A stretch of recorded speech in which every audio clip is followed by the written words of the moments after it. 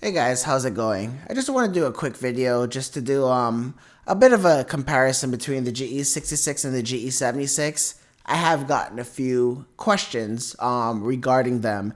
I mean, for the most part, they're fairly identical, but there are a few key differences. Well, first, I'm going to talk about the display, but that's only because of the model I chose. I chose the 4K panel for the 17-inch and the QHD for the 15-inch, and each display size is available in both models, so you can get the 4K 120 with the GE66. I just made this decision so I could have both displays so I could do a full comparison of them.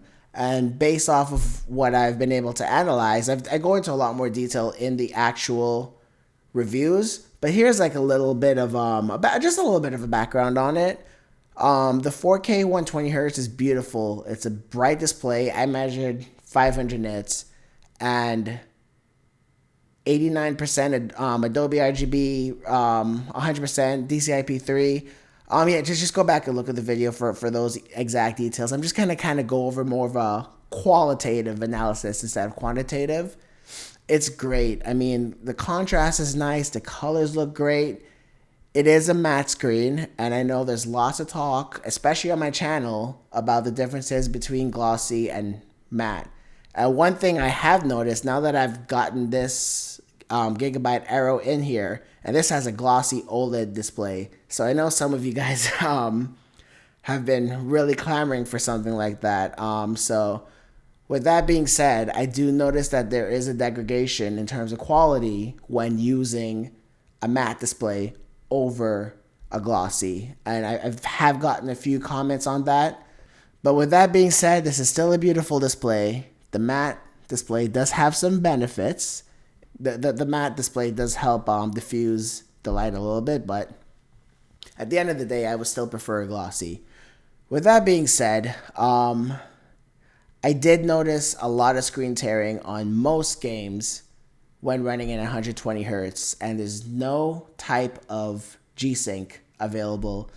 There is a variable sync mode, but that's only available in Optimus. And I mean, who's gonna game in Optimus? I mean, I feel like if you're photo editing or video editing, you might want to go into Optimus sometimes. You do get some performance benefits, but I mean, I try to stick towards mostly gaming on this channel, and it's hard for me to game on this one, guys. I mean, I'm not gonna lie. The 4K 120 panel is hard, but if I'm playing a single player game, I'm gonna be locking the frame rate at 60 FPS, 90 FPS, or even 120 FPS if I can, because this is a 4K panel. I'm gonna use VSync, and it's perfectly fine. I've been okay with it. Hopefully next year they can offer that. I do want to say, however, that the Alienware X17 has a 120 Hz 4K panel with G-Sync. And yes, I ordered one. And that one's coming in soon. So I'm going to do my full analysis and testing on that. So if you like my content, please get subscribed. It would really mean the world to me.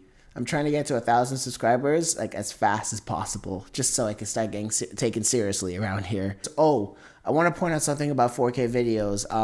Apparently there's a bug with Amazon Prime, Netflix, and maybe some other apps where Windows is not recognizing this as a 4K display. Apparently it's fairly widespread. I got a few comments on it, so I just want to address that. All right, with that being said, let's move on to the QHD panel. I think gaming-wise, the QHD panel is a better choice. Unless if you know, I think a lot of my viewers would know whether the type of panel they want. I guess all I'll go on and say is they're both great panels for whatever you need them to be for. The speakers, okay, the speakers are way better on the GE76.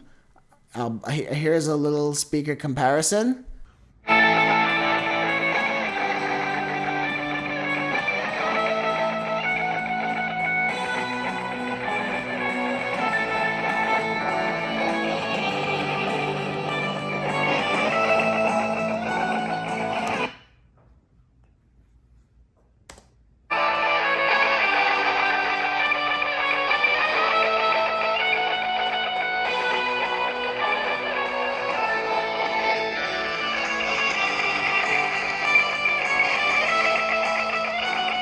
there's actually some bass on the GE76.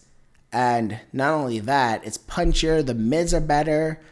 I've been running some benchmarks, like especially Far Cry 6, and I've heard that same benchmark tone over and over again. There's a combination of like some Colombian style music, I believe it is. I don't want to be offensive, but some type of music along with some sound effects, and it ends with an explosion. Listening to the two of them back to back, it's a world of a difference. This actually has speaker grills on the top, and I think these are side facing speakers, which I've never heard of. It's usually top or bottom, but I mean, yeah, there's no contest, no contest at all. The speakers are much better on the GE76, but because this is a smaller chassis and it's pushing, I mean, almost the same amount as power as this, I'm constantly hearing noise on this. There's always like a background noise. It's never quiet, and I'm talking about the GE66. To the point, I don't know, that may not bother you, but it bothers me. To the point where, I don't know, I'd rather just deal with the bigger size just so I could have a quieter experience. And another thing I want to point out, that the GE76 is thicker. A little bit. I mean, you could kind of see the difference here, but I wouldn't go too crazy over it. I mean, I've only really noticed it when I had them side by side and when I actually literally kind of looked at it for the purposes of this comparison. It's not an issue, but because it's thicker, you're able to fit a better keyboard in here, objectively speaking. There's much more travel. You get a number pad, and the typing experience just feels a lot more solid. The keys even feel better too. Like, you know what? The keyboard is completely different. It feels like even the keycaps on the GE66 is a bit more smooth, while on the GE76 it's a bit more of like a rougher texture, and I think it lends for a better experience. And I just locked my laptop. Whoopsies. Come on. Okay, there we go. Yeah, but also, like I did mention, the travel, the key travel is so much more. It requires the right amount of actuation force to depress compared to this one. I mean, I think for a small travel keyboard, this one's pretty good too, but honestly, it is no competition. In terms of battery, I feel like I'm getting similar amounts. They both have the same size battery. None of these are really battery machines. And you know what really sucks? And a commenter pointed this out, and I forgot to mention it. There is no USB charging on either of these. That's a big deal to me. And I can't believe I forgot to mention that. If that's a big deal for you too, let me know in the comments. All right, guys. So how does this stack up against all of the other laptops that I've tested?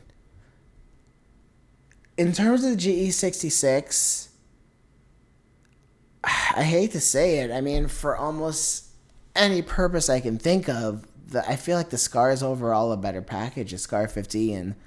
I feel like the keyboard is better. The speakers are a lot better.